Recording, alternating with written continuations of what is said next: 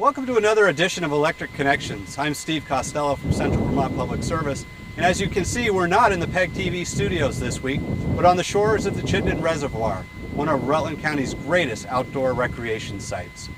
This reservoir was built over the course of several years in the early 20th century and began generating electricity 100 years ago this year.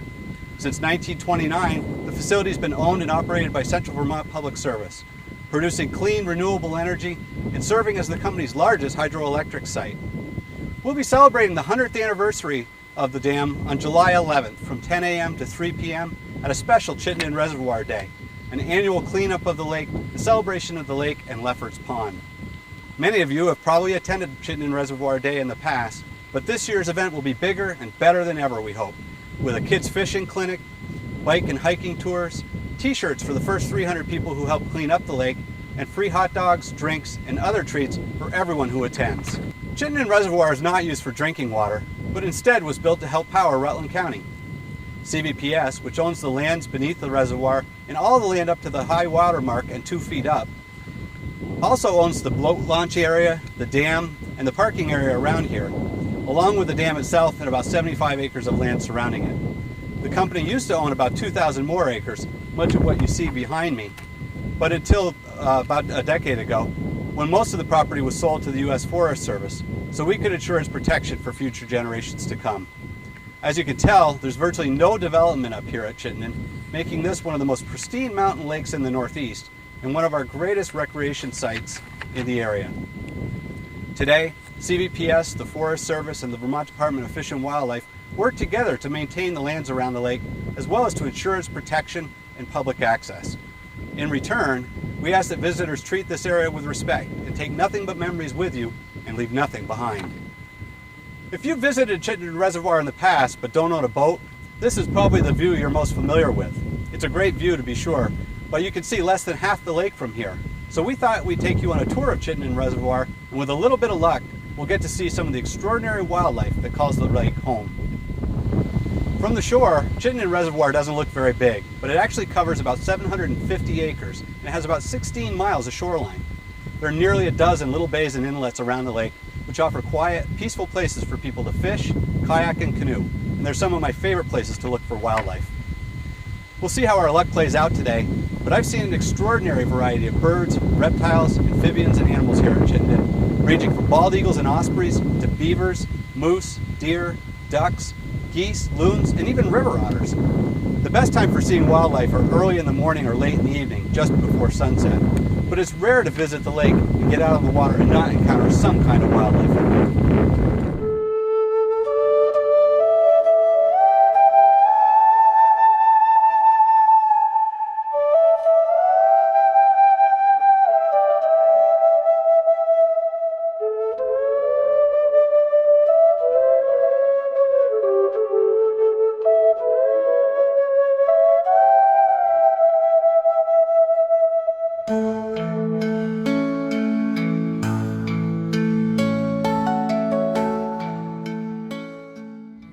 Here's another cool bird that calls Chittenden Reservoir home, the American common merganser. These birds aren't good eating like a mallard or a goose, but they sure are fun to watch. These are diving ducks, meaning they catch live food underwater. Even the babies go underwater, starting from day 1 or 2 of their lives to get food. At first, the young birds will live off insects caught on the surface of the water, but within 2 weeks they're fishing for themselves underwater.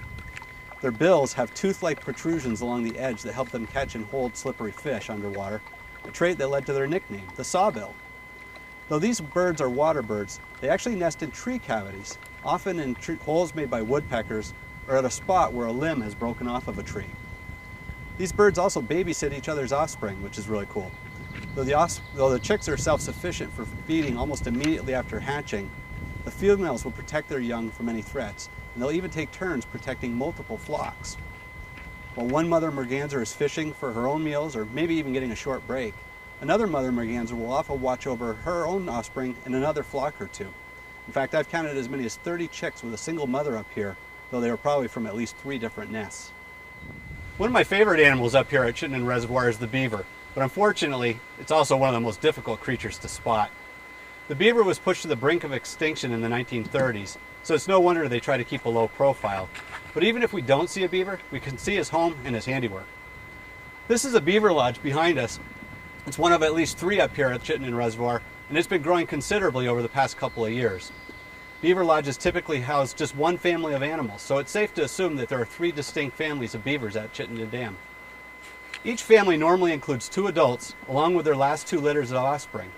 As each new litter is born, it supplants the oldest of the litters, and they may travel up to 10 miles to look for a new suitable home site. Beavers don't make a lot of sounds, using scent and body postures to do most of their communicating, but young beavers do make a sound that is often confused with another resident of Chittenden Reservoir, ducks. There could be as many as 18, maybe even 20 beavers living in this one lodge right here, but since it's daytime and they are primarily nocturnal, we're not going to see them. In fact, they're probably sleeping at this point. My wife and I have been watching this lodge grow year after year now up here, and you can see that the growth impacts the woods around the lake. While most of the forest is very thick, if you look right here close to the lodge, particularly up here on the right, you can see that the forest is much more open than it is in most of the lake. Looking at this branch, you get a pretty good idea of the power of the beaver's teeth and jaws. They can chew right through even hardwoods, felling enormous trees and then stripping the branches off to make their homes. Despite the beaver's enormous front teeth, they aren't much of a weapon. The beaver is a quiet, shy animal, and it will avoid confrontation if it can. When cornered, it will huff and puff in an attempt to scare off the threat, but it won't generally become very aggressive. Let's go see what else we can find. This is one of my favorite parts of Chittenden Reservoir because it's where I've had several of my favorite animal encounters. My wife and I refer to this as Otter Bay, and this is the inlet into it, because over the past several years, we've seen river otters here several times. This little brook that comes down from the mountains at the back of the bay and feeds into the lake, and the otters apparently live somewhere nearby.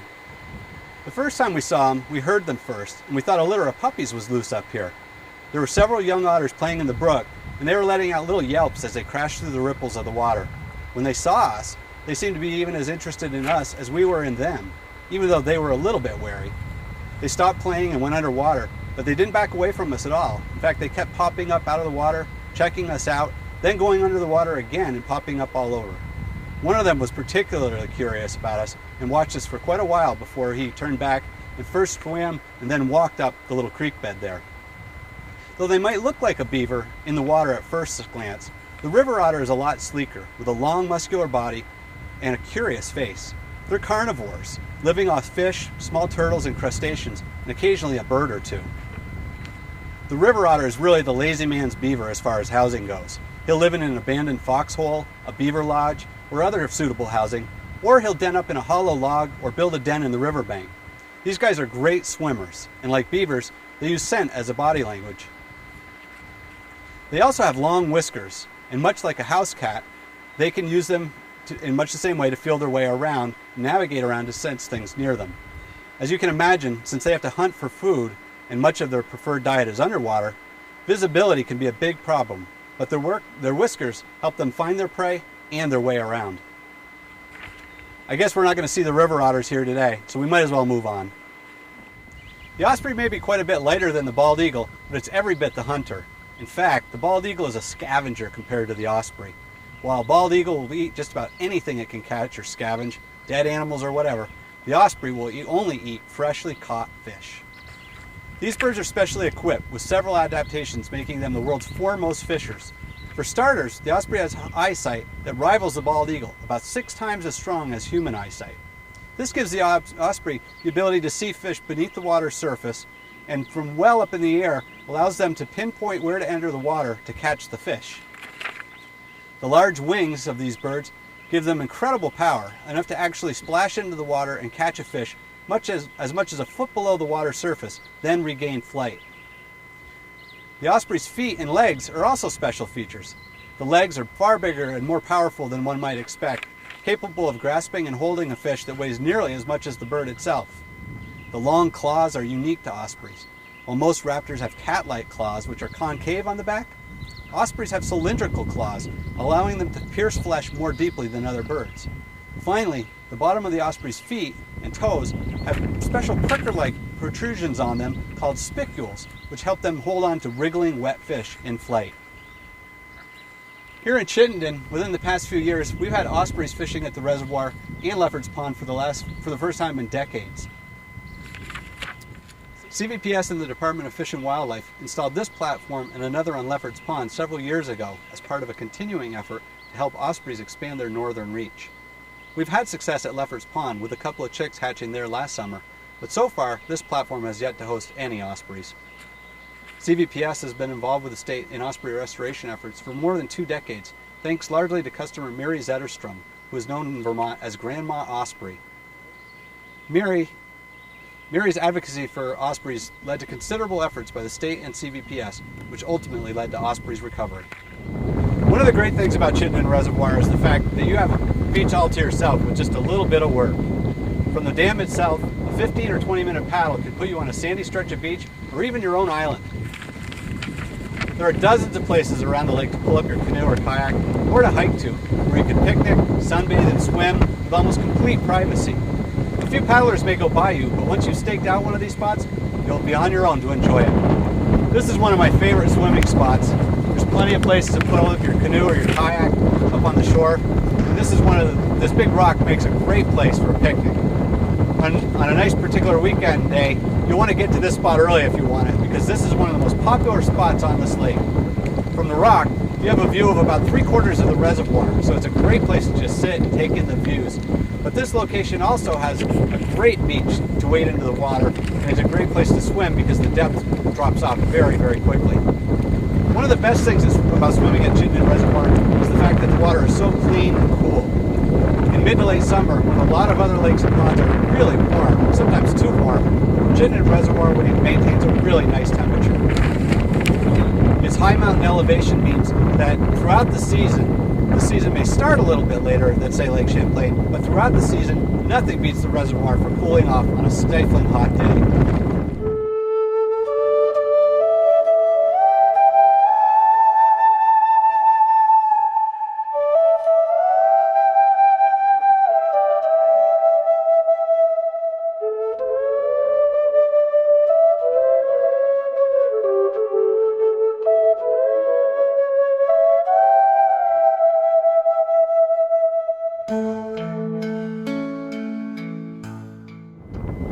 Bald eagles are regular visitors to Chittenden Reservoir, although there are no nesting pairs here.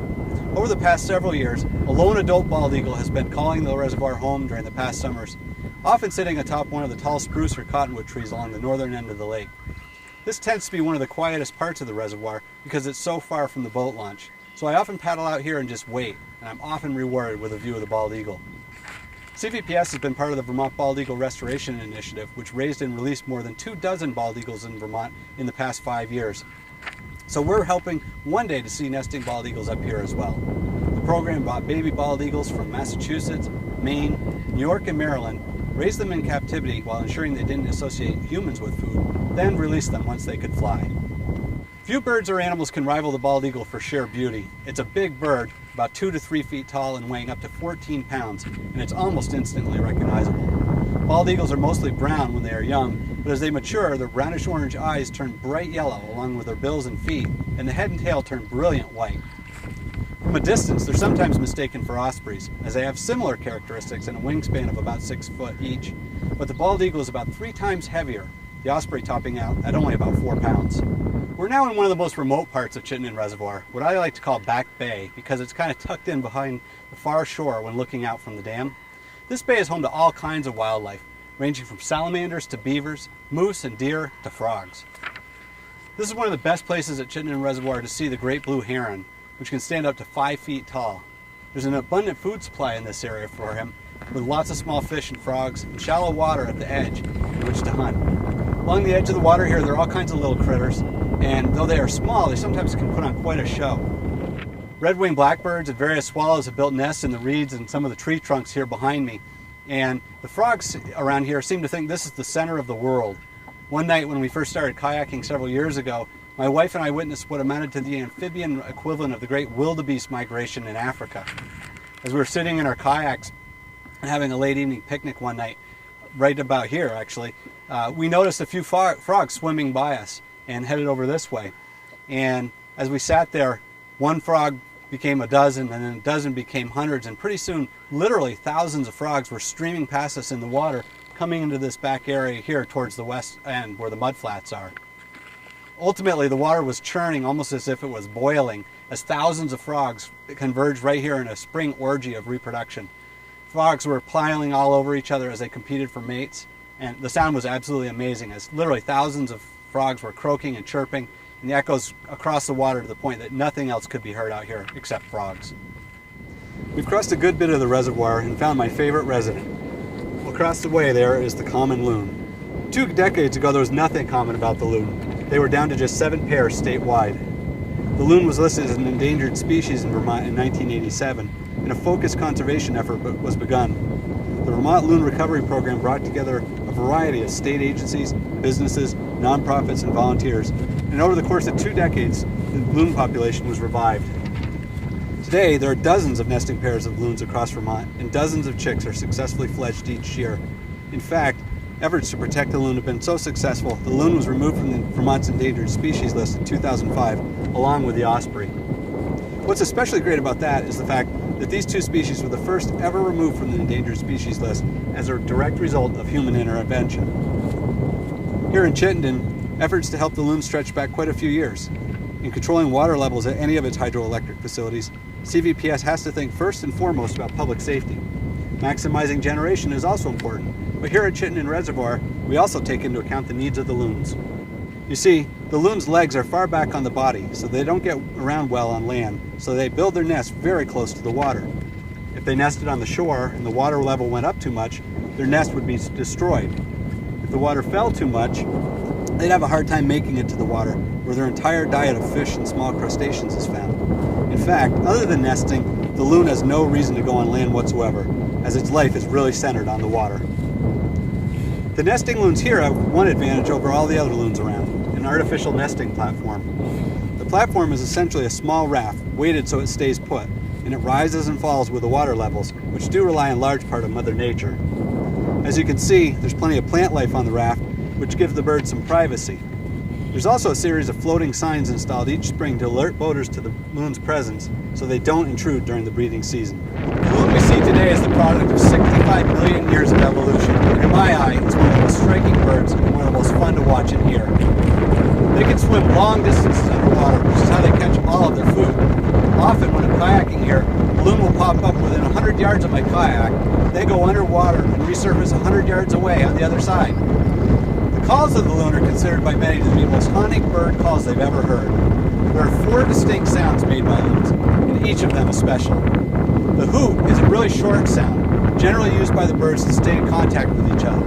It's not a very loud call or intense, but it helps the birds keep track of one another, even if there's some distance between them. The tremolo is one of the 2 loon calls you never want to hear, because if you're hearing it, you or someone else has put the loons on alert. This call is a lot longer, 8 or 10 notes long, and it's a sign that the bird is agitated or feeling defensive. If you're out on the water and you hear that sound, be sure to move away quickly from the loons in the area and ask others to do the same. The yodel call is another alarm, a sign that something or someone is impinging on the loon's territory or nest. The male loon will use this call to advertise his location and tell the offender to move away. Curiously, female loons never make this call, only males use it. It's especially common during the bird's incubation period and when chicks are still young. The final call of the loon is the most distinctive. Called the wail, it's made most often in the evening or at nighttime, and it can be heard for miles echoing around the lake, carrying in some cases from one lake to another. The call, while really different sounding than the hoot, is also a communication the loons use between them, designed to help them identify each other and their locations. Since most people never see a loon out of the water, people tend to underestimate how big they are. Sitting in the water, an adult loon might look about the same size as a mallard duck, but the loon is much bigger. An adult loon can be as much as 3 feet long, with a wingspan of more than 4 feet, and they can weigh up to 13 or even 14 pounds. By contrast, a mallard duck typically tops out at about 2 feet in length and weighs no more than 3 pounds.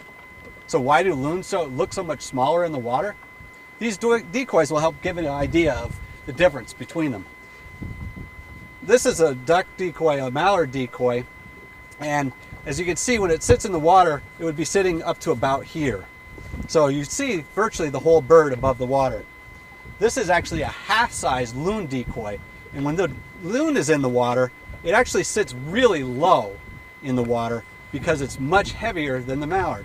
As a result, the water line will come up much higher on the loon, and you'll really only see his head, a little bit of his chest, and the back of his back, not the whole body of the bird as you would with the mallard. One of the coolest things about loons, at least as far as I'm concerned, is they're young. Loons lay 2 to 4 eggs, and the chicks are covered and down at hatching like most young birds, but they're far more active than many of their cousins. Loon chicks are out of the nest for their first swim within a day or so of hatching, though their parents keep a close eye on them and sometimes even carry them. The chicks, which weigh only a couple of ounces at hatching, will often catch a ride on their parents' back, climbing aboard and taking in the journey without having to do any of the work.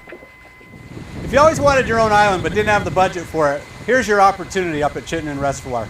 This is what I call CVPS Island. I don't know if it really has a name or not, but that's what I've always called it. And this is one of the greatest places to swim in all of Vermont, in my opinion. If you get here early, you can get the whole island to yourself. It's got a great little beach here, places to pull your boat up. It's got a couple of stone thrones built up here on the back, and tons of rocks with crawfish all over the place for the kids to look through and try to find while they're out here. It's really a great place. You'll see a lot of people pass by during the day, but once you're here, you can lay claim to this beach and really spend the whole day by yourself. Chittenden Reservoir is a great place to take young children fishing because it has an abundant supply of perch, and youngsters seem to love catching them. Winter or summer, a lot of people find the perch up here to be a big draw. You don't even need a boat. We're in the easternmost portion of the reservoir now, where Leopard's Pond empties into the reservoir, and this is one of the favorite fishing spots for people who are on foot and don't have a boat to use. To get here, you simply drive up Dam Road to Wildcat Road, follow the marked driveway that runs between the reservoir and Leopard's Pond. There's a nice beach just below the parking lot, but by walking just a couple of hundred yards up that trail, you'll end up on the bridge here that separates Chittenden Reservoir and Leopard's Pond, and you can walk down easily to the shoreline of this inlet. As you drive up the driveway, keep your eyes peeled for wood ducks along your way. I've seen them twice in different spots along the drive this spring. And if you've never seen a wood duck, you're in for a real treat if you spot one. The female wood duck isn't really anything special to look at, except that she has a crest on top of her head, but the male has the same crest, and he also has a multiple colored head of iridescent feathers, ranging from dark green on top to purplish pink behind the eyes. His head is highlighted by 2 white stripes, one lifting from the top of the head, back part of his bill, to the back of his head, and the other starting near where what I'd call his chin is, and streaking to the back of his crest. He also has bright red eyes. The male wood duck's body is also distinctive with a tawny belly and sides and a bold cinnamon-colored chest. The other neat thing about wood ducks is that you can identify them from a long distance when they're in the water. Wood ducks are only about 3/4 the size of a mallard duck and about the same size as a lot of other species, but when they're in the water, they tend to bob their heads back and forth constantly, giving away their identity. Turning back to fishing now, perch aren't the only thing you can catch up here. Locals also fish for smallmouth bass, walleye, and brown trout. And fly fishing, spinners, and bait fishing are all allowed at Chittenden Reservoir. Chittenden Reservoir and Leopard's Pond do have some special length restrictions on walleye, and there are creel limits, so be sure to check the signage at the parking lot at the dam. And remember that motorboats are forbidden on Leopard's Pond, and there's a 5-mile-per-hour limit on Chittenden Reservoir. As I mentioned earlier, you don't need to have a boat to enjoy all that Chittenden Reservoir has to offer. Even on foot or mountain bike, there's plenty to see and do here. There are multiple trails in the area, from the Catamount Trail, a winter cross-country ski trail, to vast snowmobile trails you can walk or bike on. One of my coworkers even saw 2 bear cubs along the vast trail last year. Each of these trails will bring you to a special place and unique vistas, often with a level of solitude unrivaled elsewhere in Vermont. We hope you've enjoyed this quick video tour of Chittenden Reservoir and some of the surrounding lands, and we want to encourage you to visit the reservoir and make use of its incredible natural resources. Just remember to leave it the way you found it, so future visitors can have the same experience. I want to give special thanks to Mike Valentine and his staff at PEGTV in Rutland for working with us on this special edition of Electric Connections, and Scott Massey, who provided boating assistance and technical support. For Central Vermont Public Service, I'm Steve Costello. I hope to see you next time when we make an Electric Connection